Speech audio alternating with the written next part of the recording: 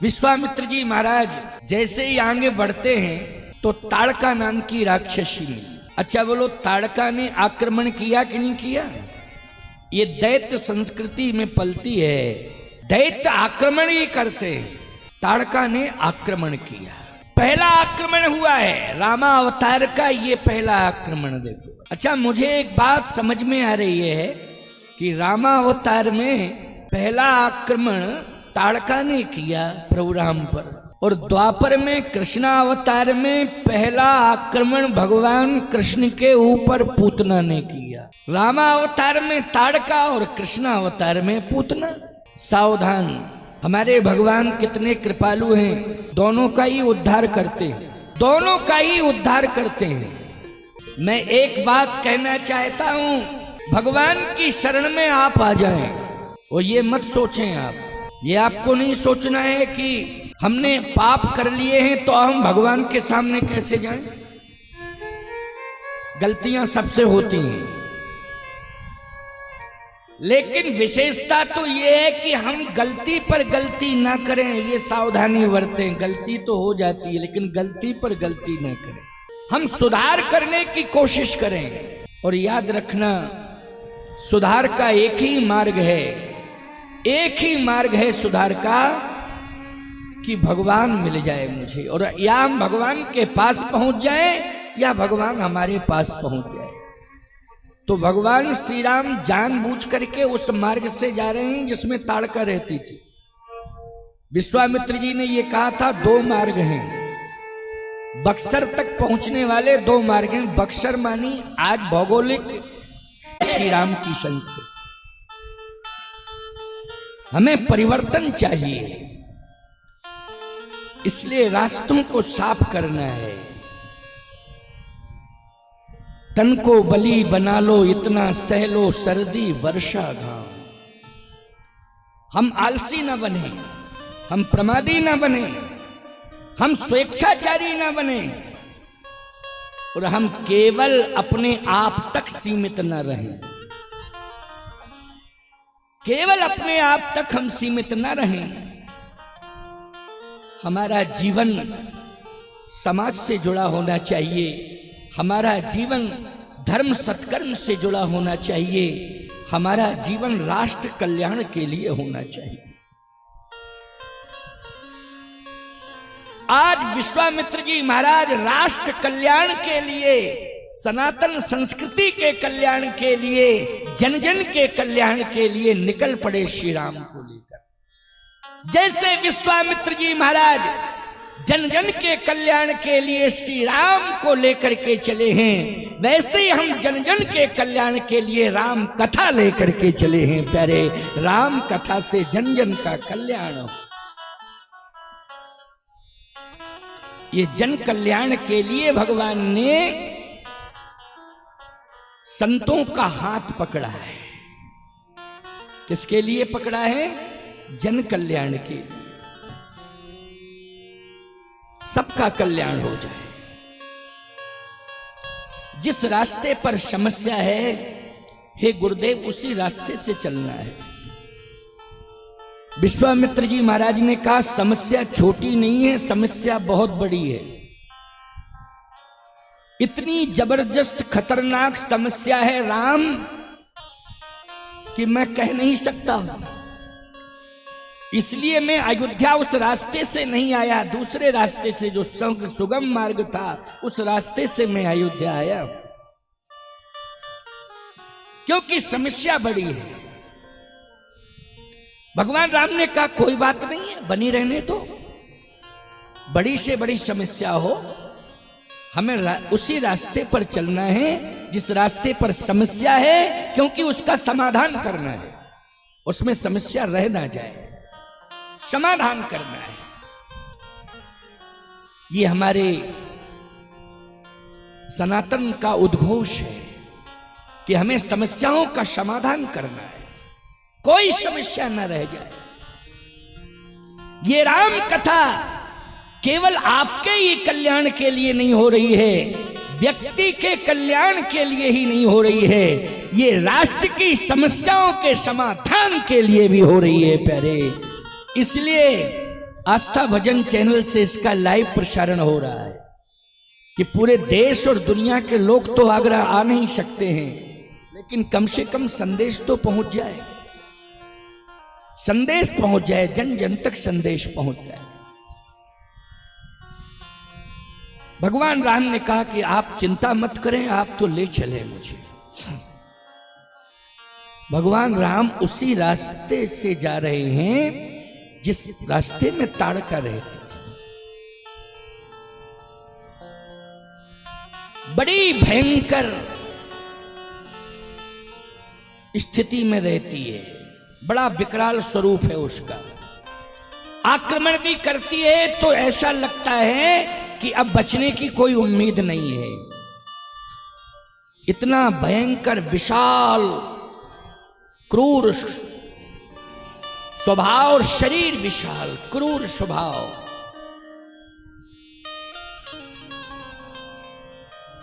भगवान श्री राम आगे जैसे बढ़े तो विश्वामित्र जी महाराज ने इशारा किया कि राम अभी भी विचार कर लो, क्योंकि सामने ताड़का दिखाई दे रही है, बैक हो जाओ, हम लोग वापस चलें। क्योंकि देखो सामने ही देखो कितना विशाल विकराल शरीर उसका, और अभी उसने देखा नहीं है, वो जैसे ही देख लेगी तो तुरंत आक्रमण करेगी। लक्ष्मण जी ने कहा गुरुदेव आप चिंता मत करो, भाई की भी जरूरत नहीं पड़ेगी, हमारे बड़े भाई निश्चिंत हो जाएं, आप भी निश्चिंत हो जाओ, ताड़का को तो मैं ही निपटा दूंगा, ताड़का को तो मैं ही निपटा दूंगा, उसको मैं ही मार दूंगा, ताड़का बचने वाली नहीं है, ताड़का तो आज समाप्त हो जाएगी। विश्वामित्र जी ने कहा लक्ष्मण तुम बच्चे हो, अभी बड़ी बड़ी बातें बच्चे करते ही हैं, बच्चों का स्वभाव होता है, लेकिन मुझे अनुभव है वो ताड़का जो है जब आक्रमण करेगी तो कैसे संभाल पाएंगे। राम हम तुम्हें कैसे संभालेंगे, लक्ष्मण हम स्वयं नहीं संभल पाएंगे। आइए संत भगवान की। हमारे अयोध्या दास जी महाराज बटेश्वर धाम से आए हैं, बड़े अच्छे संत हैं और बहुत सुंदर आश्रम परिश्रम करके बनाया है, स्वयं श्रम किया है आपने। बड़े ऊंचे ऊंचे मिट्टी के पहाड़ थे, लेकिन आपने स्वयं अपने श्रम से उन पहाड़ों को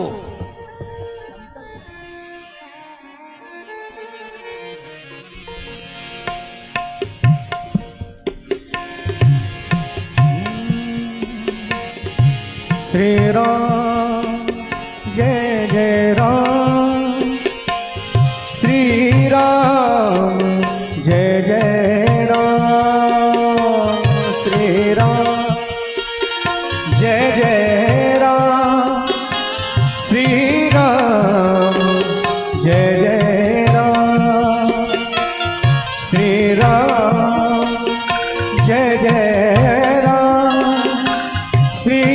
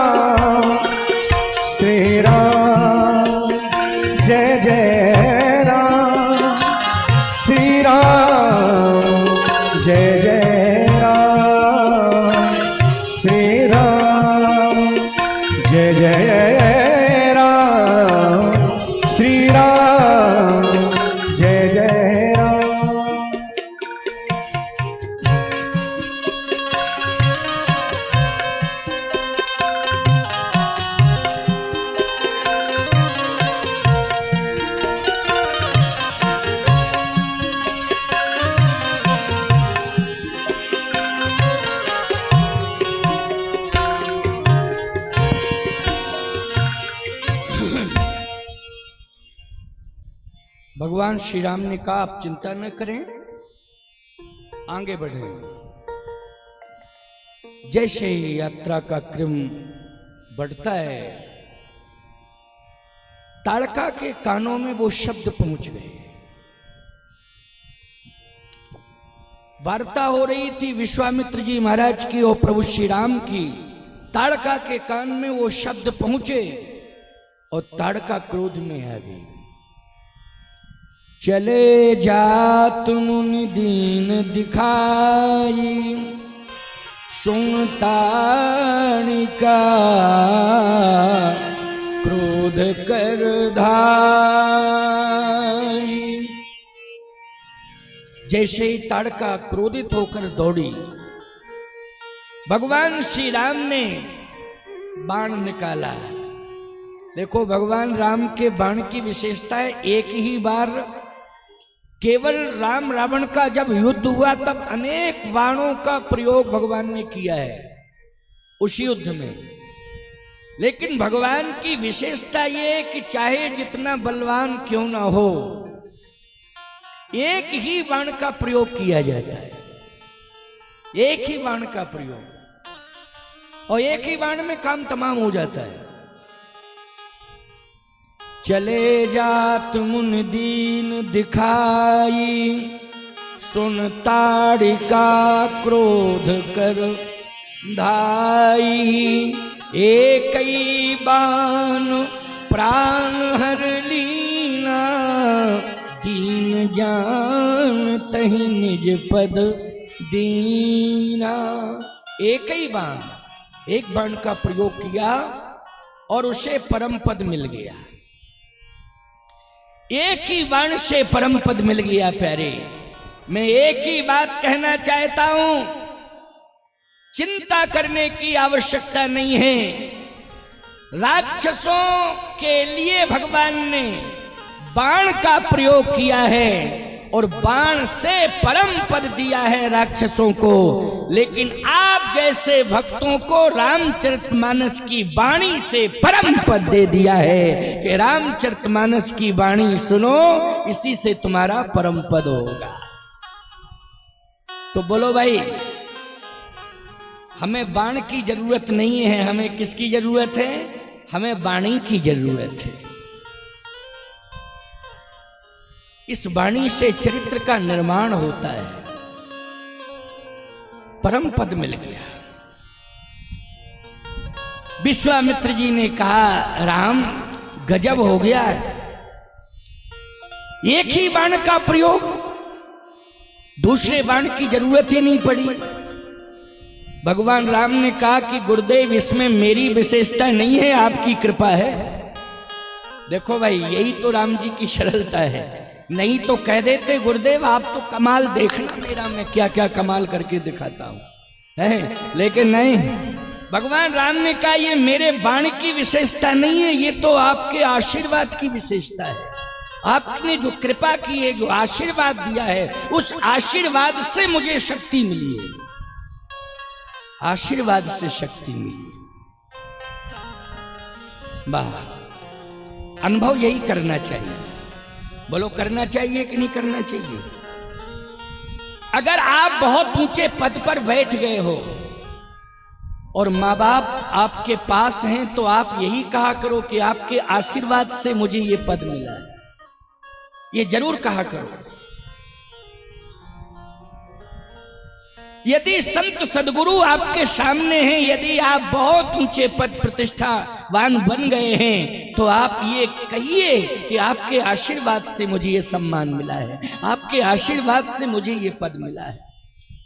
क्योंकि भगवान राम की वाणी है, हमें इसी वाणी को स्वीकार करना चाहिए। श्री राम जी की ये परंपरा है, हमें इसी परंपरा को स्वीकार करना चाहिए। भगवान श्री राम ने कहा ये बाण की विशेषता नहीं है, आपके आशीर्वाद की विशेषता है। आशीर्वाद से ये ताड़का मर गया। धन्य है राम, कितनी मर्यादित वाणी है, कितना मर्यादित चरित्र है तुम्हारा। विश्वामित्र जी की आंखों में आंसू आ गए। श्री राम की वाणी से ये शब्द मेरे लिए निकल रहे हैं, वास्तव में श्री राम तुम कितने उदार हो। उद्धार तो ताड़का का हुआ। कहां गई? दीन जानते निजपद दीना। उद्धार तो ताड़का का हुआ, लेकिन राम श्रेय तुमने मुझे दे दिया, श्रेय मुझे मिला। मरण ताड़का का हुआ, श्रेय मुझे मिला। आप इतने उदार हैं।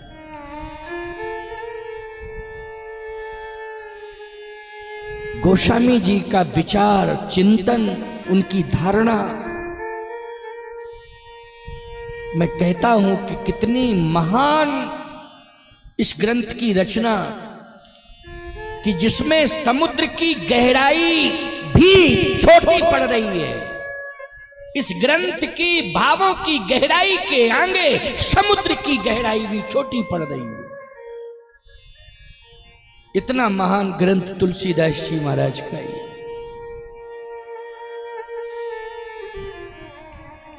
एक बार प्राण हर लीन्हा,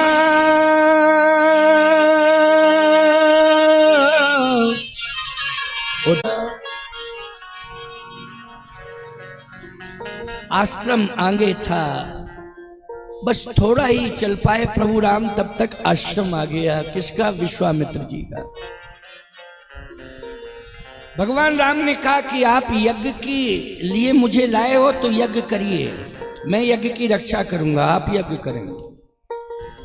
विश्वामित्र जी ने कहा कि यज्ञ समस्याओं के बीच में होता नहीं है, जब समाधान हो जाता है तब यज्ञ होता है। भगवान राम ने कहा कि समस्या के समाधान के लिए ही यज्ञ होता है। समस्या दूर हो जाए फिर यज्ञ हो नहीं, समस्याओं के समाधान के लिए ही यज्ञ होता है। आपके यज्ञ करने से ही मैं समस्या का समाधान कर पाऊंगा, मुझे शक्ति देगा, आपका आशीर्वाद मुझे शक्ति प्रदान करेगा, इसलिए आप तो यज्ञ करें। भाई यहां भी श्रेय देखो, धन्य है प्रभु राम। यज्ञ की कितनी बड़ी महिमा है। यज्ञ से जितने प्रकार की ग्रह बाधाएं होती हैं सब दूर हो जाती हैं। यज्ञ से वातावरण पवित्र हो जाता है, यज्ञ से प्रकृति अनुकूल हो जाती है। कुछ लोग कह रहे होंगे महाराज यज्ञ चल रहा है, पानी तो खूब वर्षा था, आप कह रहे अनुकूल। अच्छा एक बात बताओ, पानी की जरूरत है कि नहीं? पानी की जरूरत पड़ती है, श्रावण भादों में पानी बरसना ही चाहिए। क्यों भाई बरसना चाहिए कि नहीं? श्रावण भादों में कौन सा महीना चल रहा है? भादों का चल रहा है ना, तो श्रावण और भादों में अधिक वर्षा होती है कि नहीं होती है? तो ये प्रकृति प्रतिकूल है कि प्रकृति अनुकूल है? जल्दी बोलो। प्रकृति अनुकूल है। और मैं तो एक ही बात कहता हूं, जितना बढ़िया से किशोर लवानिया जी और वो रावत जी और उनके सभी पंडितों ने जितना दिव्य ढंग से, जितना सांगोपांग विधि से, शास्त्रोक्त परंपरा से यज्ञ कराया, उतना ही मूसलाधार पानी बरसा, उतना ही वर्षा यज्ञ ने खींचा। आपको महाराज अब रुक क्यों गया? रुक इसलिए गया कि भगवान राम ने कहा है कि बस बस अभी कथा हो जाने दो, कथा हो जाने दो। फिर क्या होगा? बोले कथा पूरी होने के बाद फिर कथा पूरी हो जाने दो, पानी की कमी नहीं रहेगी प्यारे। प्रकृति अनुकूल है, इसे प्रतिकूल नहीं माना जाएगा, क्योंकि श्रावण भादों का महीना है, इसमें जल वृष्टि होना ही चाहिए। लेकिन हम सब भक्तों की परीक्षा ली जा रही थी कि इतनी विशाल जल वृष्टि में आप आते हो कि नहीं आते हो। लेकिन मैं सत्य कहता हूं कि जल वृष्टि के कारण सड़क से आप इस पांडाल तक नहीं आ सकते थे, क्योंकि इतना पानी भरा था। लेकिन आप पानी में चलते हुए ना कपड़ों की चिंता आपने की, ना आपने पदत्राण की चिंता की। आप पांडाल तक आए और कथा में बैठे, और पांडाल के अंदर पानी भरा था, फिर भी आप कुर्सियों पर बैठकर कथा श्रवण की।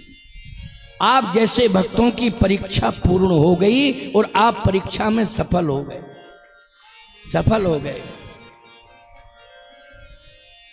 यजमानों ने कितनी श्रद्धा भक्ति से अपना समर्पण किया, अपनी सेवाएं दी है। प्रतिदिन पहले दिन से ही प्रसाद वितरण चल रहा है। आज सीमा उपाध्याय जी बैठी हैं, इन्होंने पहले ही घोषणा कर दी थी कि जितने दिन राम कथा चलेगी नित्य प्रति प्रसाद राम कथा में भक्तों को मेरी तरफ से दिया जाएगा। आज वो आई हैं, उनका ये पवित्र संकल्प, उसी के परिणाम स्वरूप नित्य प्रति प्रसाद हजारों भक्तों को प्रसाद मिल रहा है। लास्ट दिन का भंडारा है। हमारे श्रीकांत जी ने भी घोषणा की है कि जो अंतिम दिन का भंडारा है वो बड़ा विशाल रूप में रहेगा। इनकी भी घोषणा भगवान की प्रेरणा से। हमारे हाकिम सिंह जी त्यागी बैठे हुए, इन्होंने प्रतिदिन जितने भी कार्यकर्ता हैं, वैदिक ब्राह्मण हैं, बाहर से आने वाले भक्त हैं, उनका प्रतिदिन भोजन हो, इन्होंने अपनी तरफ से घोषणा की। बड़ा अच्छा अभी कार्यक्रम भी कराया था बरहन में। और हमारे जेपी त्यागी के पिताजी बैठे हुए हैं, इन्होंने तो सबसे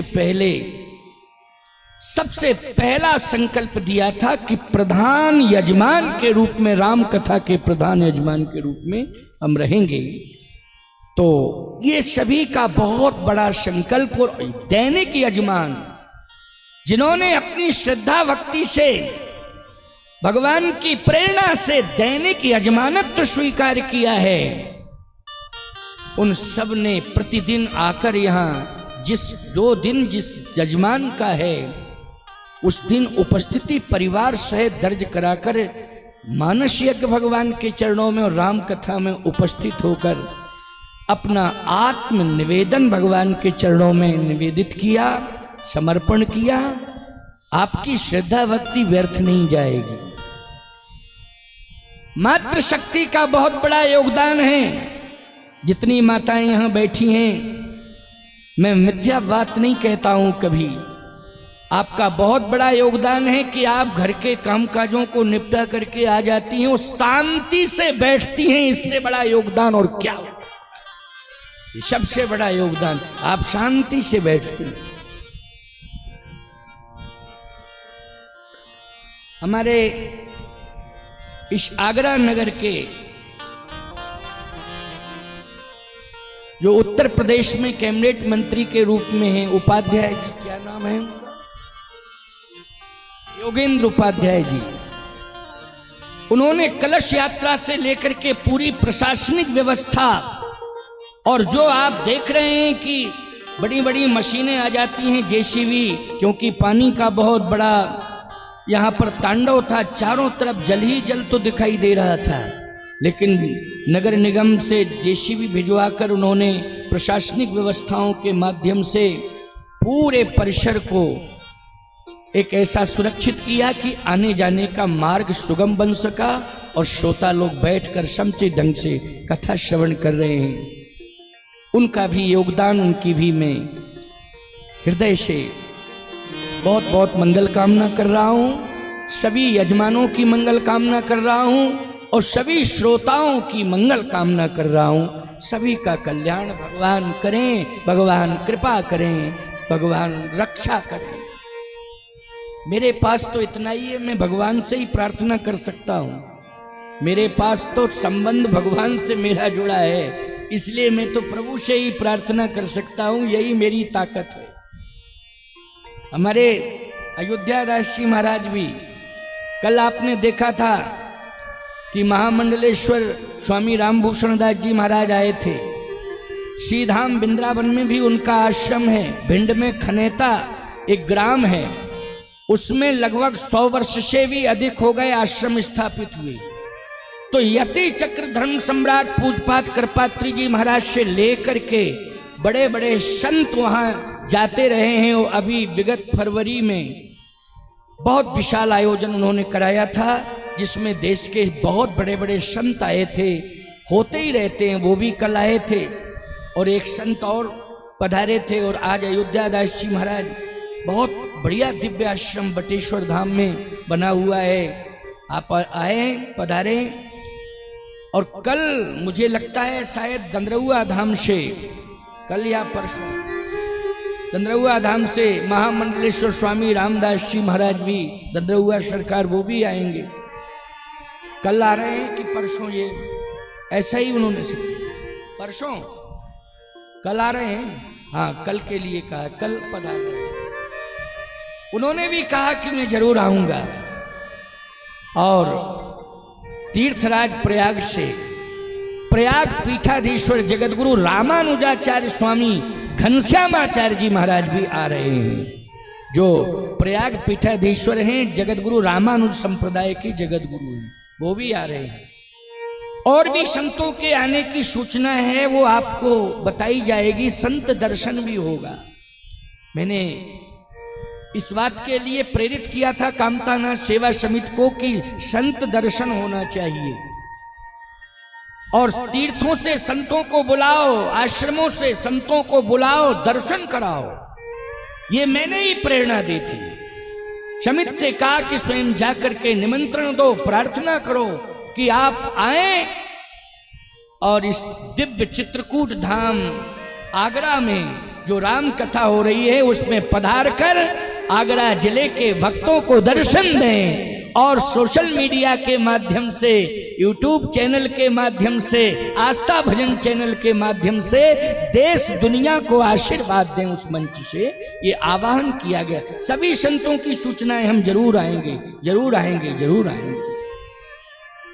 ये सौभाग्य आपको मिल रहा है। केवल कथा ही सुनने को नहीं मिल रही, संतों का भी दर्शन मिल रहा है। संत दर्शन आवश्यक है।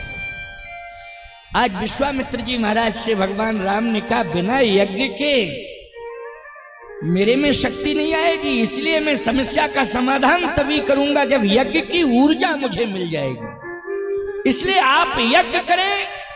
दर्शन से ताड़का मरी। आपके दर्शन करने मात्र से मुझ में सामर्थ्य आ गया, मैंने ताड़का को मार दिया। और आपके दर्शन और आपके यज्ञ के दर्शन से श्री राम बड़े बड़े राक्षसों को मारेंगे। आप तो कृपा पूर्वक यज्ञ करिए। ये भगवान राम श्रेय दे रहे हैं साधु संतों को। श्रेय स्वयं नहीं लेना चाहिए। भगवान कहते हैं श्रेय संतों को देना चाहिए। होम करण लागे मुंझारी, होम करण लागे मुंझारी, होम करण लागे मुंझारी, होम करण लागे मुंझारी, होम करण लागे मुंझारी, होम करण लागे मुंझारी, होम करण लागे मुंझारी। आप रहे मत की रखवारी, आप रहे मत की रखवारी, आप रहे मत की रखवारी, आप रहे मत की रखवारी। सुन माझी निशाचर को ही सुन माने चले निशाचर को ही सहाय धा मुनि द्रोही सहाय मुनि द्रोही सहाय धा मुनि द्रोही सहाय मुनि द्रोही सहाय धा मुनि द्रोही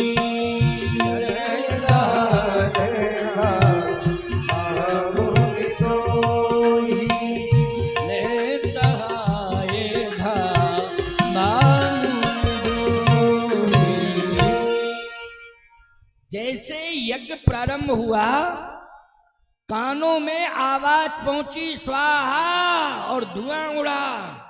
उसी समय मारीच ने कहा सुबाहु तैयार हो जाओ, आक्रमण। मारीच और सुबाहु ये ताड़का के दोनों बेटे हैं।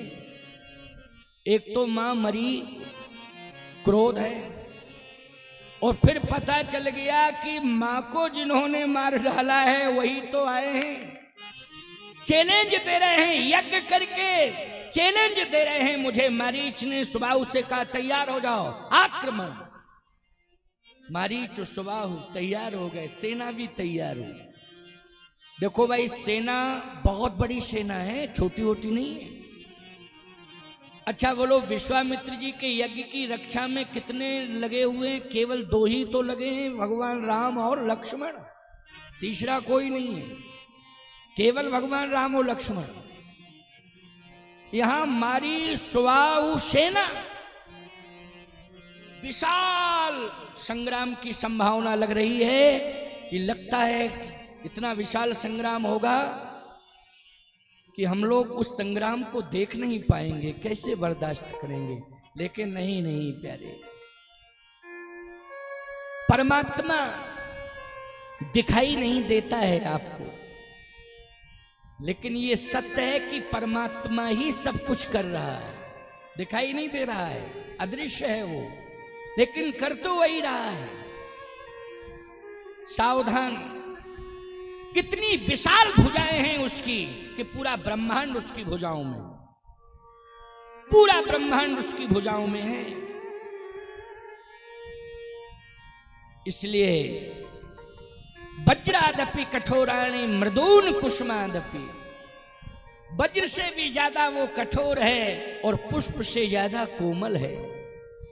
राक्षसों के लिए वो वज्र से ज्यादा कठोर है और भक्तों के लिए वो पुष्प से ज्यादा कोमल है। यही है राम का रामत, भक्तों के लिए तो पुष्प से ज्यादा कोमल है।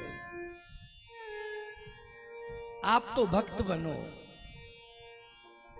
भक्त बनोगे तो भगवान की कोमलता का अनुभव हो जाएगा।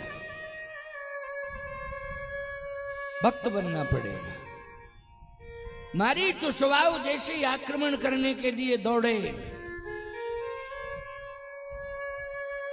लक्ष्मण जी ने कहा भैया सेना भी आ रही है पीछे। भगवान राम ने कहा तुम चिंता मत करो, देखो भ्रकुटी विलास सृष्टि लय होई, चिंता करने की आवश्यकता नहीं है। मेरे देश को परमात्मा संभाल रहा है, इसलिए चिंता नहीं करना है, घबराना बिल्कुल नहीं है, घबराने की आवश्यकता ही नहीं। देश को भगवान संभाल रहे हैं, भगवान के हाथों में हमारा देश है, इसलिए हमारा देश विश्व गुरु है, क्योंकि भगवान ने अपने हाथों में लिया है। तो बोलो हमारा देश क्या बन गया? विश्व गुरु बन गया। और हमारे देश को संभालने का भगवान संभाल रहा है, इसका प्रमाण भी है, क्योंकि हमारा तिरंगा झंडा इस बात का प्रतीक है कि इसे भगवान संभाल रहा है। आप कहोगे महाराज स्पष्टीकरण नहीं हो रहा है तिरंगा झंडा से, भगवान का दर्शन और भगवान के दर्शन की अनुभूति कैसे करें?